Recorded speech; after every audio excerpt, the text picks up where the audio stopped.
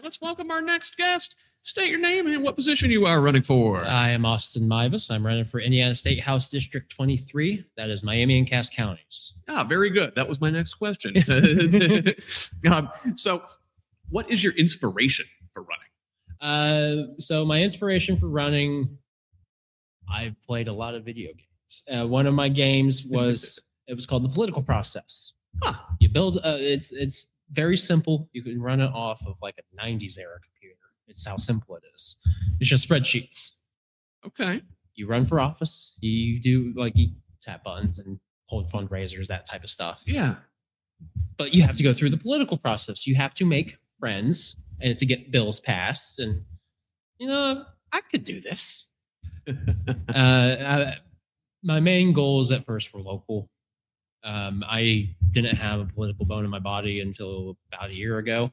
I went to some of the protests. Party chair reached out to me. I wanted to run for like a city council or a county council seat. 2026 was right around the corner, and my seats, the people from my district weren't up until 28. So Ethan Manning didn't have an opponent. Let's run against him. Well, very good. Yeah. So one thing I like to do with our candidates is, we put folks on a pedestal. We sort of develop cults of personality around our politicians. I like to show that our folks, our leaders are real people with real struggles. So tell me, what is something that has been a struggle in your life? So in 2020, I suffered a severe heartbreak. My fiance had left, and I fell into amphetamine addiction for a couple years. I'm a couple years clean off of that. Actually, ended up in Fort County for mental health. I was a danger to myself for a little bit. Much better now. So I'm a face of change these days, and try and it's one day at a time, one foot in front of the other. And I'm glad you can talk about that, because a lot of people don't, and a lot of people, especially in politics, are afraid to talk about those issues where they struggle. Yeah, it's part of your past. If you make a mistake, it's not a shame to make a mistake, as long as you learn from it. If you can learn from your mistakes, you can go far. And as long as you don't irreparably hurt anyone, my things were always inward focused. My bills stayed paid. I still had some money for my habits. And you learn from it. You have to learn from it. And I think going through a struggle makes you, number one, more relatable as a person, as somebody who's seeking other people's votes, because all of us are struggling with something. And I think that's refreshing and honorable to talk about those things. And you take that experience with you to the State House. Yeah. So this is sort of a two-parter maybe. And maybe you can answer either one or both. But if you were a fictional character, who would it be? Or you could also answer if you could be a fictional character, who would it be? Maybe it's the same person. Maybe it's not. If I could be a fictional character. See, it becomes... I don't read a lot of fiction. I read a lot of nonfiction. That's same. I am a nonfiction. The bulk of the books on my shelves are just reference text. It's not something that you just leaf through. It's you're looking for a specific thing. And okay, well, let me shake it up on you then. Okay. How about a historical figure? Maybe Carter. I like Carter. Good guy. Yeah. Good guy. Very but, whatever you say about his politics, I think Jimmy Carter was universally beloved as a just decent human being. He was a people's person. He started off as a peanut farmer, worked his way up to governor of Georgia, worked his way up beyond that to president of the United States, was dealt a bad hand as far as national and geopolitical politics go. Yeah. And he had it handed to him in the second term election. And then he went off to build homes. Yeah. Yeah. I think Habitat for Humanity was his... the probably greatest post-presidency that you can imagine. Something you could aspire to. Wasn't it quaint when Jimmy Carter had to sell his peanut farm when he took over took the presidency Yes. and divest from his business interests because it looked like there could be a potential conflict there? Oh man, those were the good old days. Those were the good old days.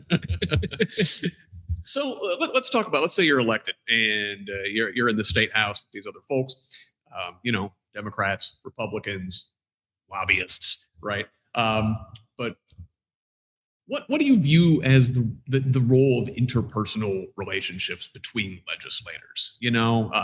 Friends, colleagues, both. Going out to the parties together afterwards, or punching the clock and going home. So the Hoosiers elect people to the state house and the state senate and governorships to do work for Hoosiers. We're not here to do the bidding of the federal government. We are here to represent the people in our districts, the regular people, not the bankers, not the industrialists. Like we're here to represent the little guy who cares enough to show up to vote. Yeah. And then even at the end of the day, we are here to represent the Hoosiers of our district, whose needs are many, not always the same.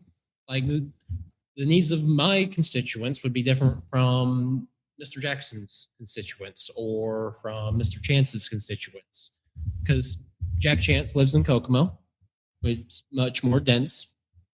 Peru, I think the whole Miami County has 30,000 people, whereas Kokomo has like 50,000 people.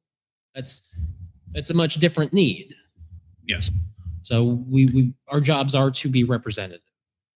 Okay. Well, let me ask about within the state house with your colleagues. Do you find it beneficial to be buddies? I mean, it's good to have a working relationship, but at the same time, you don't have to sell out your constituents to have that working relationship. Yeah. Like you're at the end of the day, your job is you owe a responsibility to the people that voted you in, and regardless of the people that voted you in, you owe a duty to the people of your area. 100%. So whether in politics or personally, just in general, what do you want your legacy to be? What do you want folks to say about Austin Meives when your time has come and folks look back at your life? He stood on his word. Whatever Austin Meives said, if he said he was going to punch that guy in the face, he was going to punch that guy in the face. If he said that he was going to come hell or high water, get this thing done, come hell or high water, he got that thing done.